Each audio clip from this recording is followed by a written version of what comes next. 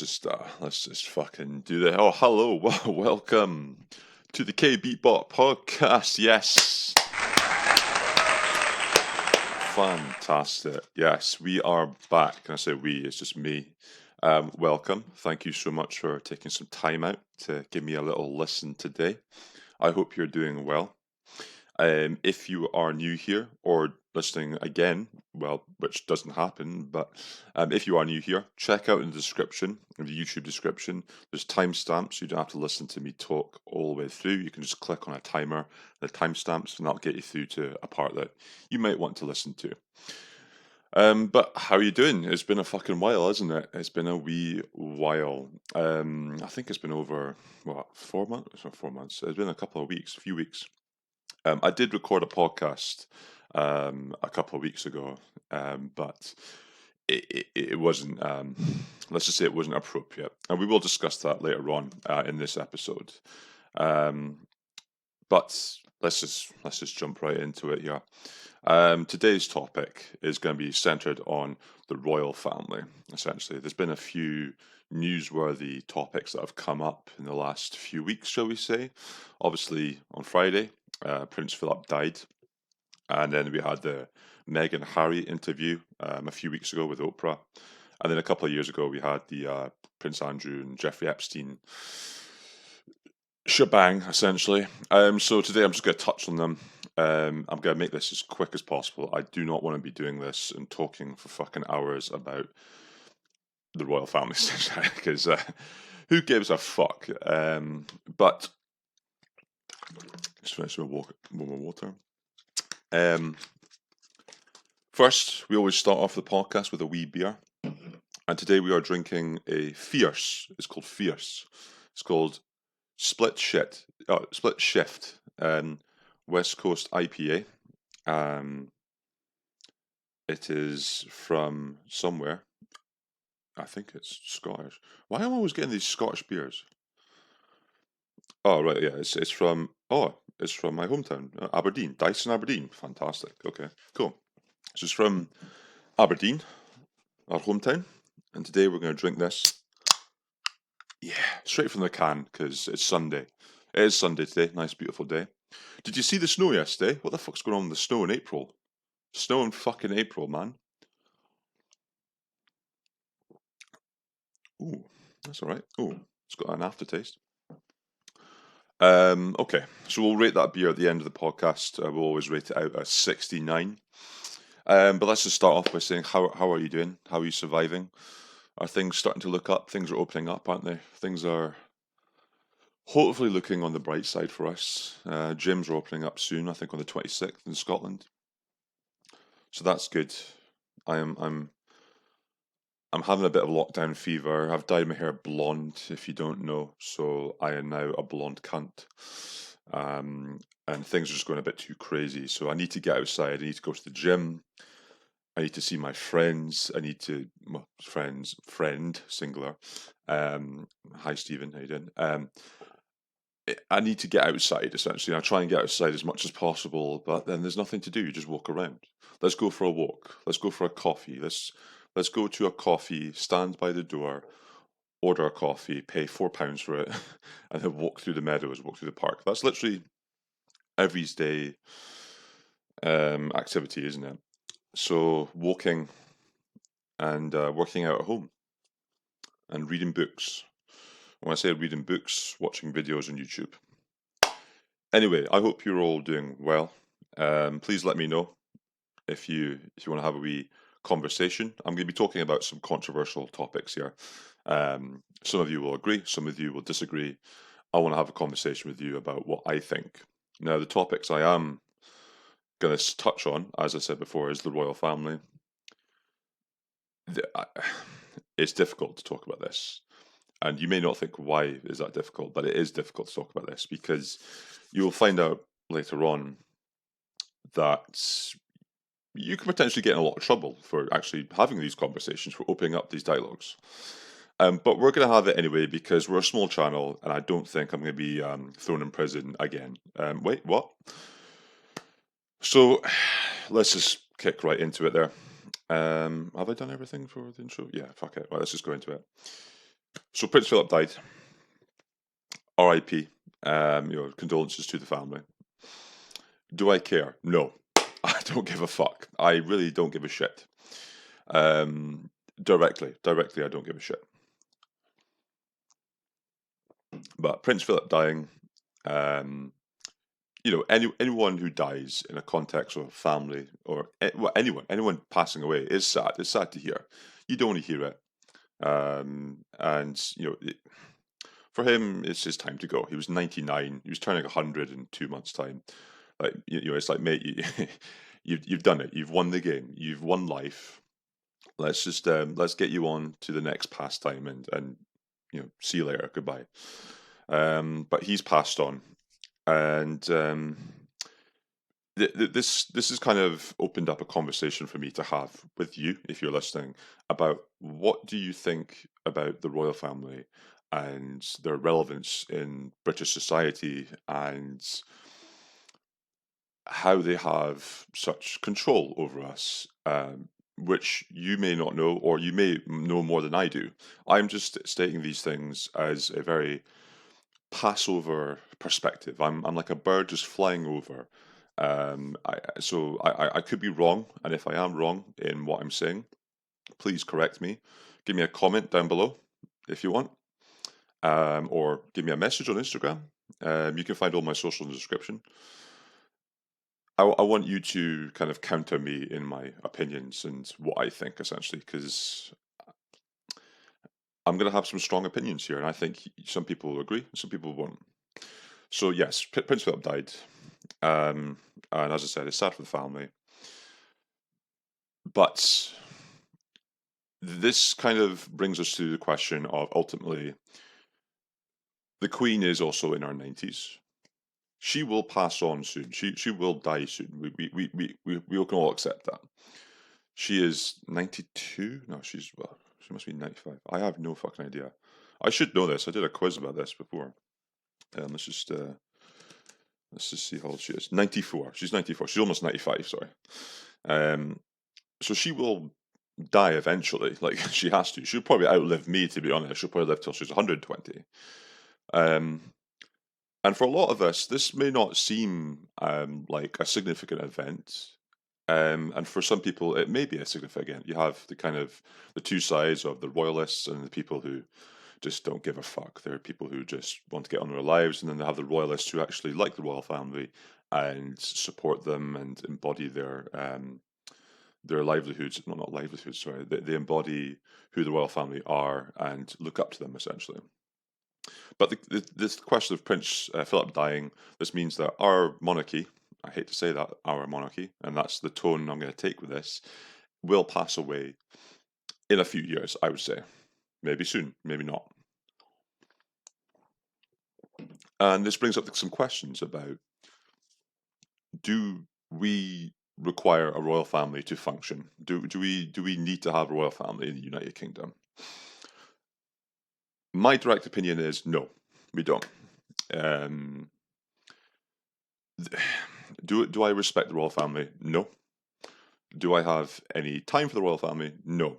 Now, I'm saying this as a direct response of a family that I do not know. I don't give a fuck about the embodiment of the royal family, about how they are almost a demigod. The Queen is seen as this God, symbol of God. She's almost seen as a messenger from God, because she's the only person above her is God. Essentially, that's the symbolism of the monarchy. If you look that up, the monarchy is a messenger from, well, it's not a messenger, but is only speaks to God. So God is the only one who tells her, you can do this and you can do that. But everyone else below her is a subject. So you and I, we are both subjects. Unless the Queen is listening. Hey Liz, how you doing? Why didn't you call me last night? Anyway, we are all her subjects, essentially. And this raises questions, essentially, doesn't it? You and I, we both know, we get along our daily lives, we pay our taxes, we go home, we get along with our daily lives, and we think that we're not really influenced by the royal family in any direct manner. In that case, yes, that is true. We we don't encounter them on the street. We don't have a conversation with them. They don't pay our wages. They don't. We don't pay 'em our we don't pay our bills to them. We essentially don't have a direct connection with them. We do pay them taxes, essentially, which is not specifically written down of how much we pay them. They have a privy purse, and if you look into the economics of the royal family, the monarchy, then it's quite vague. Essentially, they have three main sources of revenue, and the privy purse is given to them by the government, which is a specific amount of like 34 million. I really don't know actually. Let's just check that privy purse. UK, how much is it? Oh, sorry, 20.1 million pounds, which is a lot of money, of course, but for them that's pennies. That's fucking pennies. And we also give them hidden taxes, which they won't be reported anywhere, which will later go into of money that we pay.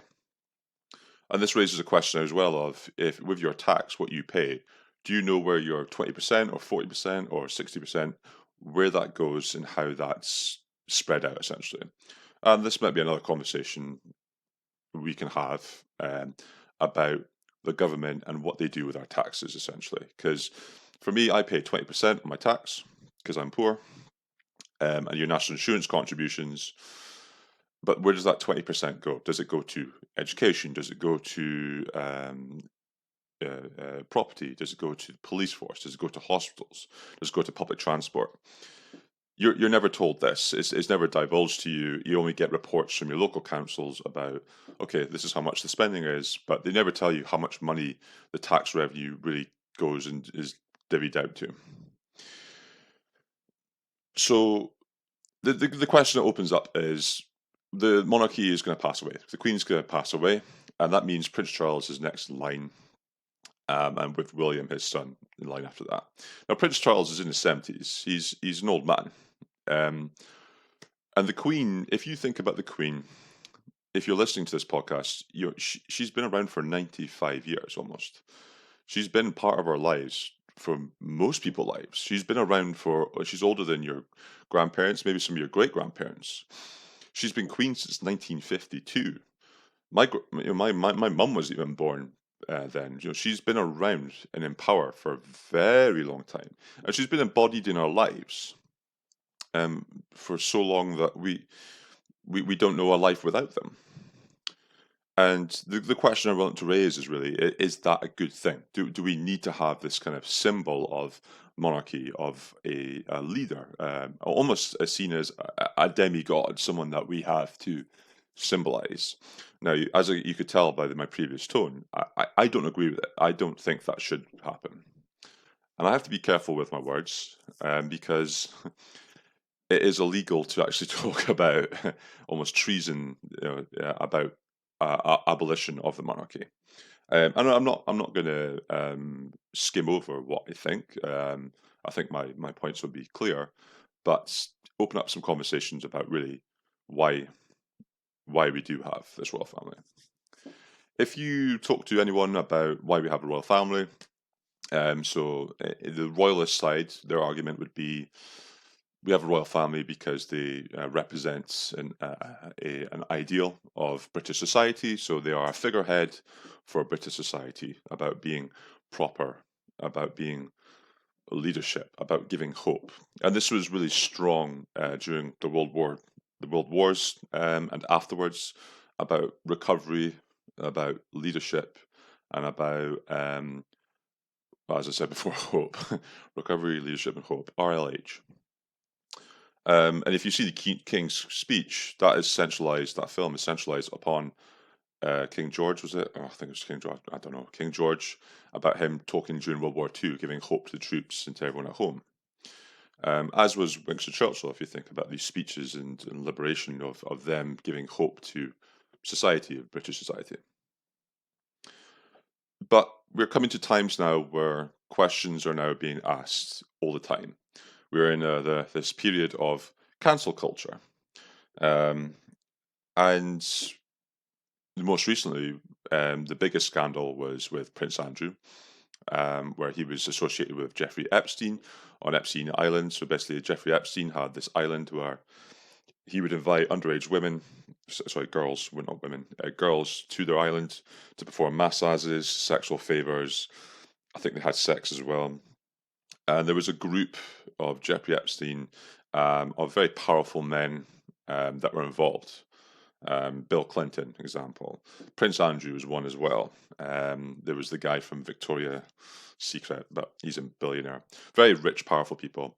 And it was a huge scandal, and Prince Andrew got slammed. And if you've not seen the interview with Prince Andrew, there's a funny bit where he's saying that there's a picture of him with an underage girl. He's got his hand round her, and she made a claim that she was dancing with him on the dance floor, and that I think she sucked his dick or something. I don't know, I can't remember.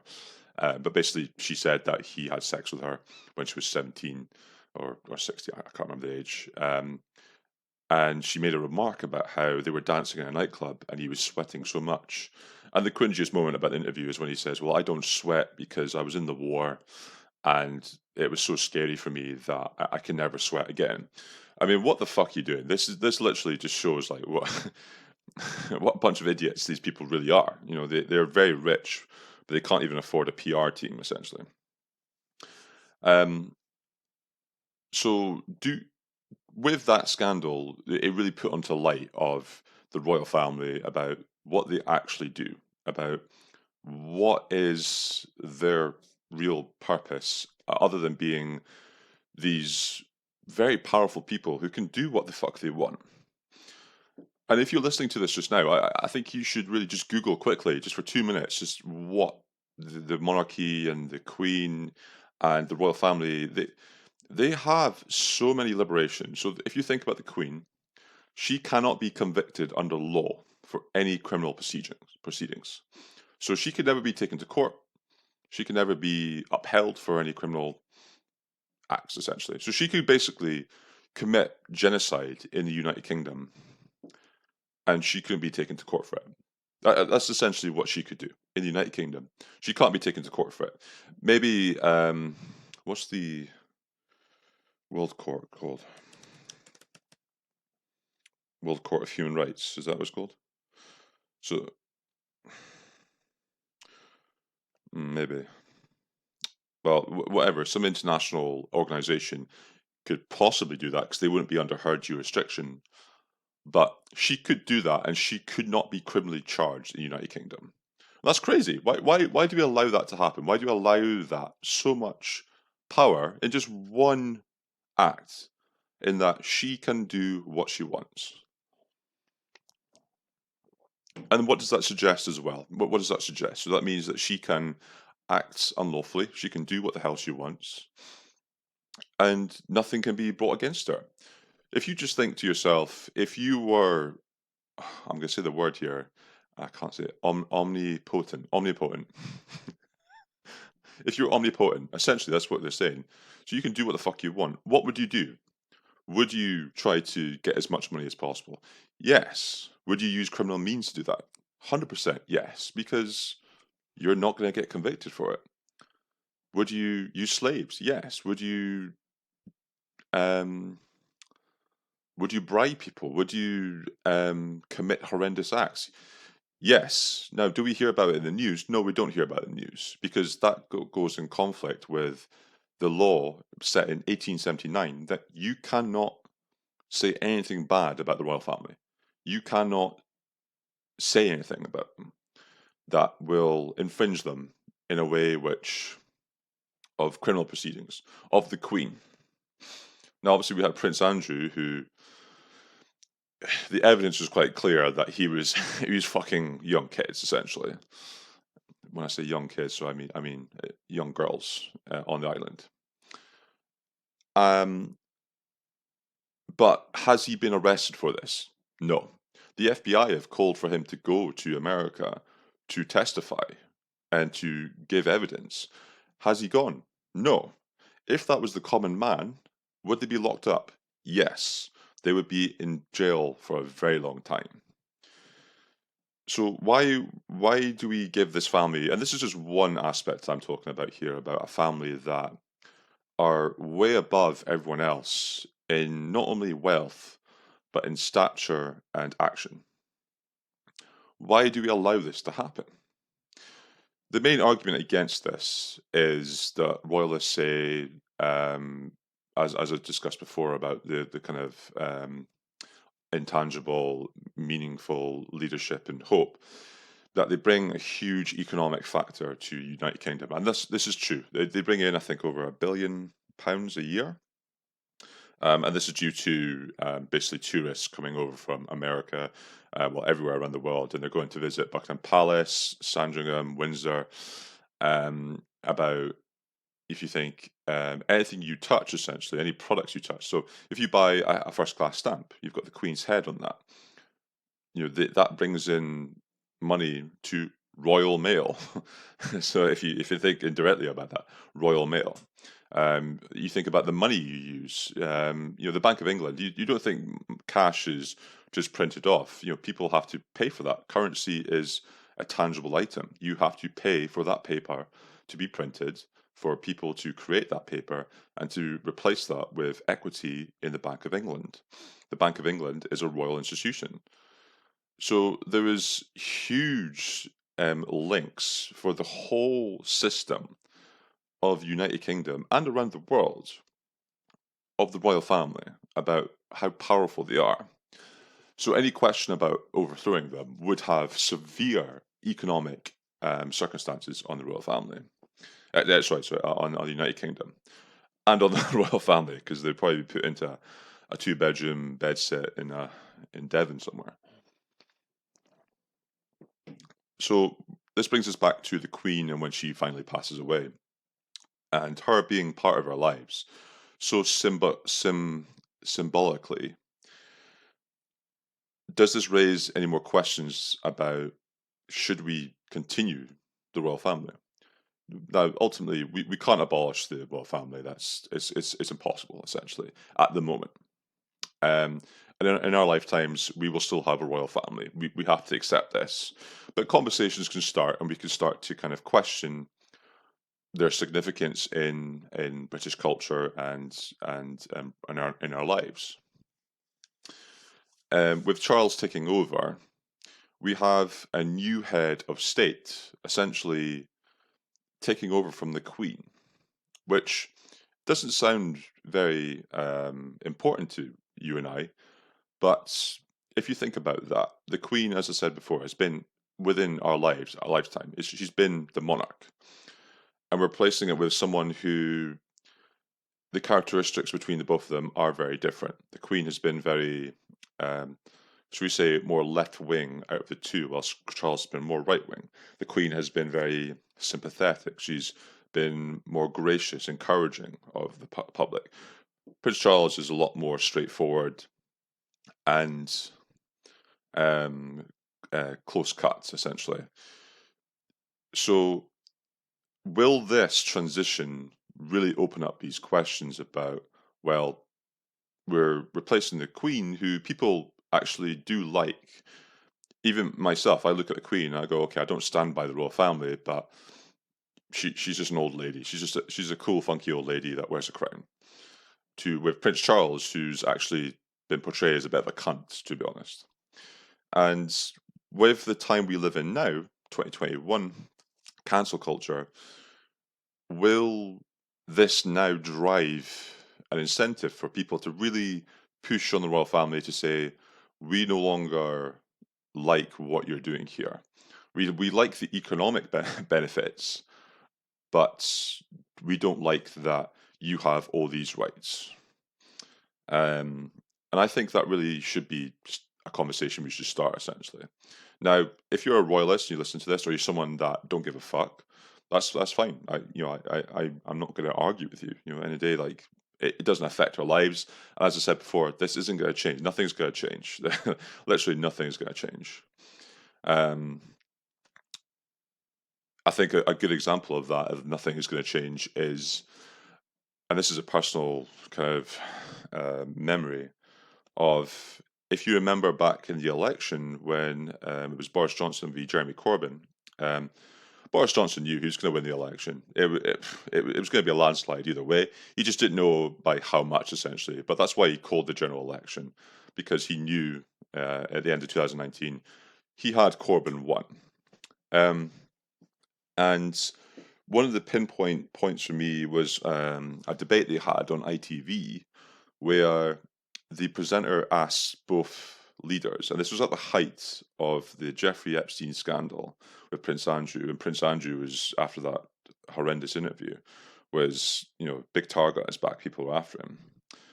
And you have these two political leaders of the main parties in the United Kingdom, Boris Johnson from the Tories, obviously huge royalist, Queen and country, Jeremy Corbyn, the ultimate socialist. And when we say a socialist, we mean someone that hates the royal family, does not think they should exist. It's part of the Labour Party, a working class Labour Party who believe essentially the royal family should not be there. They can't say that in their mandate because it's illegal. And this is important. And the presenter asked Boris Johnson and Jeremy Corbyn, in the height of the scandal, it was an important question: what do you think of the royal family and what should be done? Now, this is quite a controversial question because on live television, this could be construed as illegal again, because they're construed by law to not set a precedent for treason.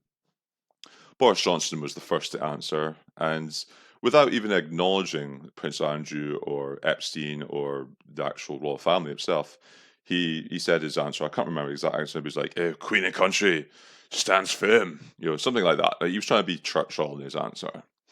And then they pass over to Corbyn. Now, Corbyn is, as I said, the ultimate socialist, someone who he was on live television in front of millions of people. He could have really set a huge message if he just said something definitive against the royal family, where he could have really played a huge political point in his what am I trying to say? In his I'm not going to word this well, but in his campaign to really overcome the working class objectives, he could have really stuck it to the royals here, because they were very vulnerable at this point. Prince Andrew was basically cast as a paedophile, but all he said was they could do with some improving, which for me, I was disappointed. Now, I'm not saying I'm a Labour voter. I'm not going to divulge who I vote for, because well, no, actually, I don't really have a party to affinity with. I think I'm more centralist, so I see points in all parties: right wing, left wing, Greens, SNP. I see benefits in all. But for him to sit there and say they could do with some improving, it was very disappointing for me, because he could have really said something to enact a reaction, for people to stand up. He's a socialist. He's been campaigning for over 30 years about corporations, about taxes, about tax levying, about creating equal pay rates, about increasing wages. All these fundamentals, and he's clearly against the royal family, and he didn't say we should get rid of them or Andrew should be gone. He said they should do with some improving. And the reason why he did that, I think, is because if he said on national television they should be abolished, he would be arrested. And that may sound very severe, but he would be arrested. The Queen oversees the government. The Queen oversees everything they do. And people don't realize how powerful they are. And it is against the law, may I add, that you cannot speak about them in that way, about talking about abolition of the monarchy. It's been illegal since 1879. And if you Google it, the maximum sentence you can get is life imprisonment, just for saying that. So if you went on live TV and said abolish the monarchy, they would throw you in jail. They could throw you in jail for life imprisonment. And someone as prominent as Jeremy Corbyn, if he said that, they would be thrown in jail for life imprisonment. Let's be honest. And there's nothing we can do about it because it's the law. Talking about laws, did you know that the government obviously can create laws and bill laws and write them up, But once they're written up, the Queen has to approve of them. So we may think of the Queen as being dissolved in power, and she doesn't have much power, but not only can she dissolve the government at any time because she doesn't feel like they're doing her job, but she has to approve every law that's put through. So do you feel like that's right or not? I don't feel like that's right. I don't think that's correct. And I want to kind of sum this up essentially with a comparison of America, the old West. We look at America compared to ourselves, and America is a shit show. Let's be honest, it is a fucking shit show. It's a fucking free for all. But it does have a principle of that their leaders are elected. Their leaders are, I'm not going to say common people because they're all part of the same dynasties and families, but they're people who are politicians that have worked to get to that position of power to lead the country. They are leaders. Now you may look at it and say, look, Joe Biden is a corpse, Donald Trump is a fucking rapist or whatever you want to say. Obama was kind of cool, but still a bit of a snake. These are politicians. They're always going to be arseholes. Your politicians are always arseholes because you have to be to get to that position. But they are elected by people. Joe Biden was elected by the people. Yes, there was some controversy about the voting systems. Okay, we won't go into that. Donald Trump was voted by the people. He was voted in. They have a system, they vote them in. And these are leaders that make decisions, they make laws because people vote for them. There is no one above them. They do not answer to God. Well, actually, they do. I think that's the president. But they're not royalty. They're not exempt from law. And we've seen that with Trump, where he's been impeached twice. Well, I tried to attempt to be impeached twice. They can be convicted by law. They are They are. They will be held to account to their actions. Richard Nixon was held account to Watergate for spying on the Democrats. These people can be thrown in jail if they wanted to. Now, is it going to happen? Probably fucking not. But they can be. And that's important. We also have to think about free speech. Now, America is huge on free speech, and we think in the United Kingdom we have this aspect of free speech. Wrong. We just proved to you, as I just said there, that it is against law to actually even talk about abolition of the royal family. We can't speak about it. We can't go on a live stage and speak about it. In America, you can say what the fuck you want. You may get cancelled by the left-wing society if you say someone is a he, but they're a she, but you won't be convicted by law. It's about free speech. They really, free speech is such a huge priority nowadays, and I think that kind of limits us in that we may not indirectly know about these rules. As I said, I might be speaking about these rules about the royal family, about actually talking about abolishing them, but it still kind of limits what I can say here. I'm saying on a social media platform right here that I think we shouldn't have a royal family. Now, this could be. I mean, I could be thrown in life in prison. That's fantastic. Do you think I would survive in prison? No, I'll probably die after a day because I'm hot. But these rules are really are there, and they're set in law. We we can't break them. We can't break them.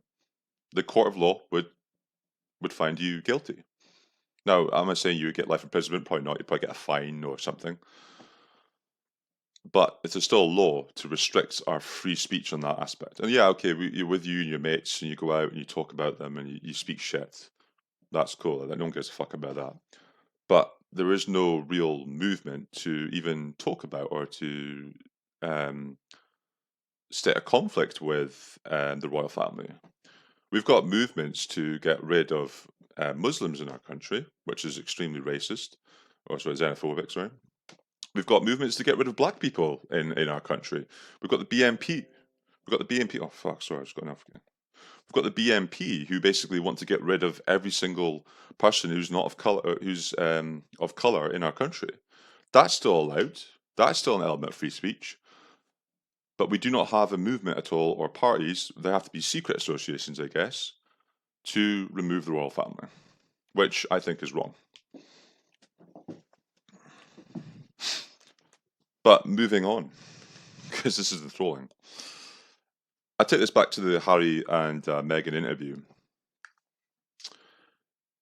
I did the podcast before about this, and the reason why I didn't publish it was because it took fucking 2 hours for me to discuss it. I really just got heated in the moment. I'm going to break this down in as quick as much time as possible. But essentially, I don't even have any notes here. I lost all the notes that I wrote about it, but which will probably be better. But the whole concept of the interview, I think, was flawed. It's like when Harry met Sally, but Harry met fucking Meghan and Oprah. It was, again, very sketchy, the whole situation. They're sitting out in this huge house with Oprah, who's a billionaire. I think she's very wealthy. Harry and Meghan are obviously very wealthy. And they're talking about how shit their lives have been being in royal spotlight. In regards to Meghan, Meghan was on the spotlight most of this interview. Did I feel sympathy for her? Good question. I'm going to answer that on a tangent, on that we will never know the truth about what she claimed. She claimed that there was racism in the family, about how her child would be of color, and about there was a conversation with someone that the child would be of color. This is one of the most important points of the interview. I think something really important to say about this interview was that it was very biased upon Harry and Meghan, and they've had a lot of backlash about this. Because when Meghan said that there was a conversation about the child being of a different color than white, obviously, um, Oprah's reaction, if you've seen it, was like, "What?" Now, I don't know if you know Oprah Winfrey very well. I don't know her that well either, but I've seen some shows that she done. And there was a show back in I think the late 80s or early 90s where she had an audience, and the topic of the episode was it was something about I can't remember. It was something about black people. It was something about why Americans hate black people. Something like that. And Oprah Winfrey is obviously black, and she had an audience full of white people, and these were all white supremacists, all in the audience. And she would go up to them with a microphone and say, "Hey, why do you hate black people?" And these people would just start going, bringing down N bombs with the hard R. They would say, like they had big lips about how they fucking do all these different things, and it was just racism for purely an hour. And Oprah, credit to her, stood there and just took it and actually had a conversation with them. She was nodding her head, and she was not agreeing with them, but she was nodding her head and listening to what they were saying. So she's obviously heard some shit. She's a black woman in America. She's heard some shit. She's seen some shit. Yes, she's very wealthy. She's probably protected from that now. But she's seen some shit. So when Megan said there was a conversation about the color of the baby, and that reaction, that in itself was one of the most fake reactions I've seen. And I think that kind of sealed the deal about the interview being faked, essentially. At the beginning, they said, you don't know what the questions are going to be. They did know what the questions would be, but not in the format. They knew what the line of questioning would be, because the answers were too formatted. They were not thought out. They were well thought out, sorry. They asked whether they're getting paid or not. One of my friends, she said that they were getting paid indirectly. Harry got actually a job afterwards, apparently, from this interview. So there is ways in which you can cheat the system, essentially. And then also in the interview, there was the big topic of mental health with Meghan, about being in the royal family, um, and that she has suicidal thoughts. Now, this is where I'm going to get even more controversial and say that do I believe her? again, the answer is it has to be on a tangent of whether we believe her or not. If it is true, then yes, of course I believe her. But is it false? Then I definitely don't believe her. And I guess that doesn't make sense because that's the fucking. Do I believe her? I'm on the fence. I'm on the fence. Now, before you all start going, hey, Kelvin, shut the fuck up. It's not wrong to question someone who has an agenda. And that's what Harry and Meghan had here. They have an agenda. This interview was an agenda. This was as an objective to create controversy, and that is apparent throughout the whole interview. Number one, Meghan said that she didn't know how to curtsy before meeting the Queen. She talks about how the Queen is the grandmother, about how she was surprised that it was the Queen.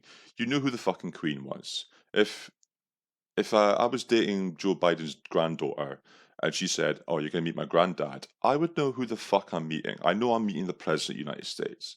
So there was a lot of lies in this interview. Um, what else was I going to say? Well, there's so many lies as well. So I'm really liking this beer because it's from Aberdeen, so it's perfect. It's got that grittiness, you know, that grey granite grittiness. Anyway, what was I saying? So it's never controversial to question a an agenda, even when it comes to mental health. Now, I do believe in mental health. I do think that we should have definitely a lot more conversations about it. I think that people are suffering out there. And I think that's great that we're now a lot more awake on the mental issues and mental health. I think that's fantastic. However, mental health can also be seen as a weapon. And I think that's what we see with this interview here is that if you see the kind of issues that come up, they are the most relevant issues in our society at the moment, especially for young people, because that's who they're targeting here. This interview is a target marketing production, essentially. The issues that came up were racism, were mental health, suicide. These are all some of the most prevalent issues in our society today. Mental health has become a huge topic of discussion, especially with young people in the last 5 to 10 years. Racism is existed for centuries, well, forever essentially. But recently with George Floyd, there's a huge issue right now, especially with the riots in America. In the United Kingdom, we had protests, people knocking over statues of slave owners. These two issues are key. And these people aren't dumb, although Prince Andrew looks like he's dumb. This was a very well-planned interview. They knew exactly what they're doing here. So talking about the suicide, do I believe her? No. I don't want you to go Piers Morgan on me and say that, you know, she's a vulnerable woman. I can understand that the situation if she went in was shit. I can understand that going into that context of the royal family is shit. And there was a lot of entrapment. She said that she can go outside, but you have to hold people accountable for their actions. She knew what she was going into. She knew what she was going to. And let's not take this in the fact that she was marrying Harry because of some escape of some terrible life she had. She was, you know, she had a good life in LA as an actress. Okay, she's a shit actress in Suits, but you know, she wasn't exactly poor, just scraping the barrel. She married Harry out of love. I'm putting air quotes here. Love. So she knew what she was getting into, and people still need to be held accountable of your actions and the results that come from them. So in regards to the mental health thing, I can't truly believe her on the suicidal thoughts because the interview is so flawed in itself. And you know, and if she's telling the truth, then you know what, I'm sorry. I put my hands up and say, look, I'm really sorry. But it was also the way she talked about it. It wasn't convincing enough. It wasn't dark enough. It wasn't deep enough. It was kind of very planned and very subtle, and it wasn't something that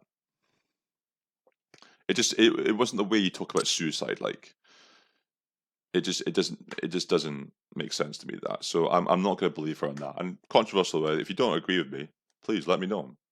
Prove me wrong, please. I'm open for discussion, but I don't believe her. Um, and Piers Morgan got cancelled for that. This is what happens when you say, again, he got cancelled or something because of something he said that may be the truth. We'll never know. But that's the limits of freedom of speech in the United Kingdom, essentially, and well, anywhere, I guess. But what does this all mean, essentially? So we've talked about the interview just quickly. What has this done for the royal family? Well, I said before, this is a marketing tool. This is a marketing agenda they've done.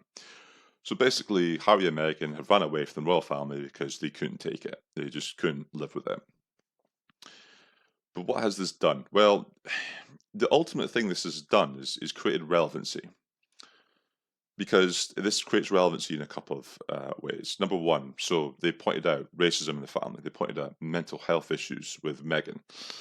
And Harry actually said he had some issues as well. That those are two prominent issues that we as a society now hold true to ourselves, especially with young people. This holds relevancy to young people. People who are young are going to identify this and say, well, shit, I have suicidal thoughts. I have depression. I have anxiety. I don't like the situation I'm in. I feel for her. I understand her. These are important weapons to really latch onto.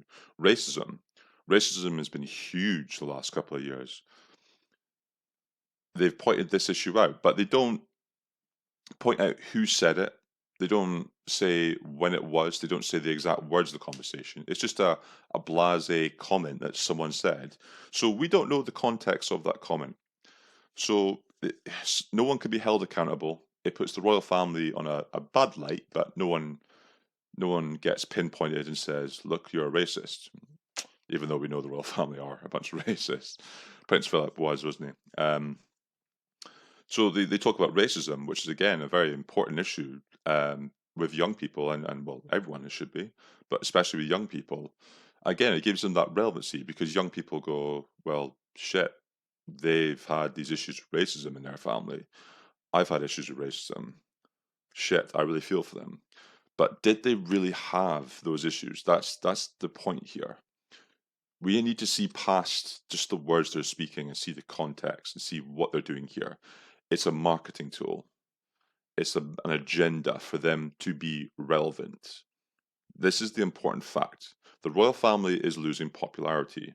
As I stated before, people are becoming a little bit more woke, a little bit more understanding. Prince Andrew's put them in a shit light. And yes, we can't really talk about the abolition of the royal family, but the conversations are definitely starting to build up. Even I am talking about it just now. And hopefully, in the next few years, the conversation will build and build so then we can actually have a political discussion or a democratic discussion about what to do. Also, with this interview as well about creating relevancy, is that it creates a beef between one party and the other. It creates a beef between the royal family and Harry and Meghan. Now, I'm sure you all know that rivalries and competition and fights essentially create relevancy because people like to know what side is best, which side they want to be on, who's who, what fights are they winning.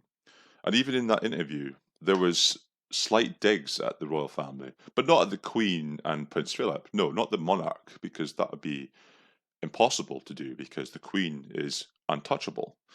But there were slight digs at the royal family. Harry even said that he's not speaking to his brother. Does this create a conflict between his brother and himself? Does this create a conflict between Prince Charles and his brother? It's a very clever marketing tool that they're enhancing here. It's basically, if you think about a boxing fight, if you think about Conor McGregor v Floyd Mayweather, Conor McGregor was giving it all the shit talk, and Mayweather was just kind of like, yeah, whatever. You pick a side, and you think, well, you know which one's going to win. We all knew Mayweather was going to win, but you wanted McGregor to win because he was just being a cunt. Okay, people like rivalries. People pick sides, and it keeps the sport relevant. boxing would not be relevant if it wasn't for the shit talking. People wouldn't give a fuck. Most guys, if you and I were to go compete in a boxing match, we'd be mates or something or whatever. We probably know each other. We're all in the same field, so we all know each other. Yeah, you don't like some people, but the shit talking, we wouldn't do any. We'd be like, okay, right, let's go beat each other up. We beat each other up, and then we walk away. No one would care beforehand. There'd be no hype beforehand because who gives a fuck? You're just going to go hit each other. Boxing's exciting. I think it's exciting to see, but no one can pick sides because you don't see characters beforehand. And this is what they're doing. They're creating relevancy for themselves, but also for the royal family. And I think, and maybe put my little tinfoil hat on here, the conspiracy is this was set up from the royal family for Harry and Meghan to set up this interview. So essentially, they can create a little bit of beef so that it keeps them relevant. They even stated that they need the press, and the press need them. They need to stay in the newspapers because the tabloids are dying. So they need to kind of stay in the press and mainstream media to talk about them. Otherwise, what's the point of the royal family if no one's speaking about them? So that's what I think there about the interview. I think it's definitely a marketing tool. I don't think it's something that it's not showcasing anything that we didn't know essentially about the royal family, about racism, about how it's a bit of a shit show there. Like, and again, I'm gonna say what everyone says is, who the fuck cares? Who the fuck cares? I think I'm going to sum this up. This will be a quick one, I think. But next time you hear something about the royal family or anything to do with the royal family, most people just go, "Who the fuck cares?" But I don't care. But indirectly, I do care. And I think I said at the beginning that directly I don't care, but indirectly I do care because it's everywhere. Everywhere you go, the royal family are there. They probably own the property you're sitting in right now. They own so much land. I think they own. Two seconds. I'll just Google it. How much land does? I think I read it was 40%. Yeah, the royal family own. Across the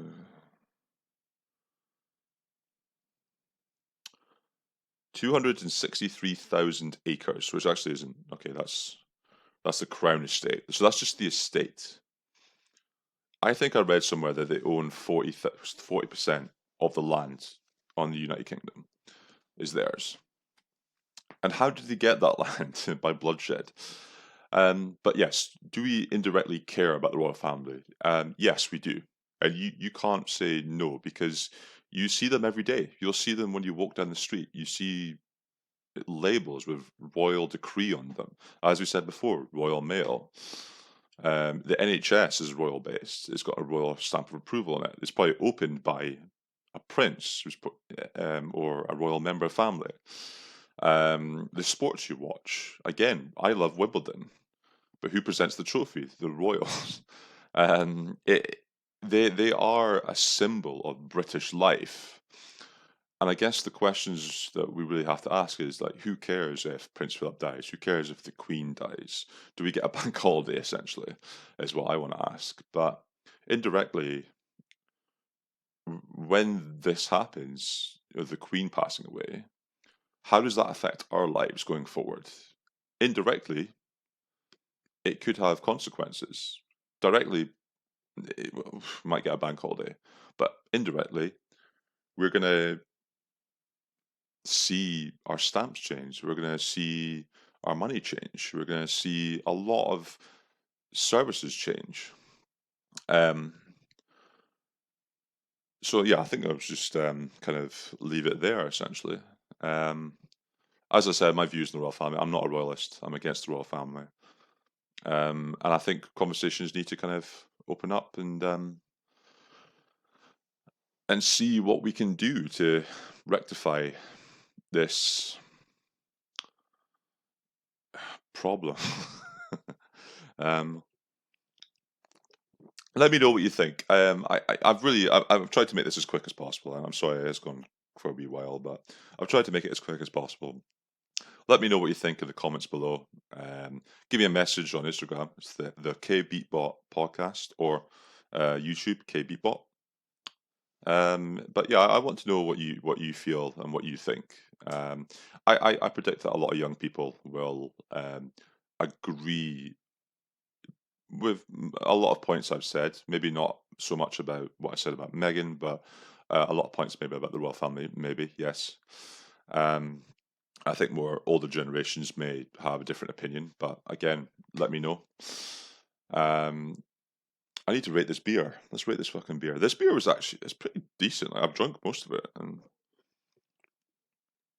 so this Fierce Split Shift out of 69, I'm going to give it a 62 out of 69. 62. Thank you very much. Split Shift. Give it a clap. Fuck it. Why not? So thank you so much for listening to that. I hope to do more podcasts. I know I will do more podcasts. I know it's been a while since I've done one of these, but yeah, we'll get another one going out hopefully soon. If you want, you can also catch me streaming. I'm doing some gaming streaming. I'm not very good at games, but fuck it. I'll maybe put a schedule out of when I can do some streams to. If you want to collab on the games as well, get involved. I want to thank you so much for listening. Thank you for taking out this almost an hour of time of your day.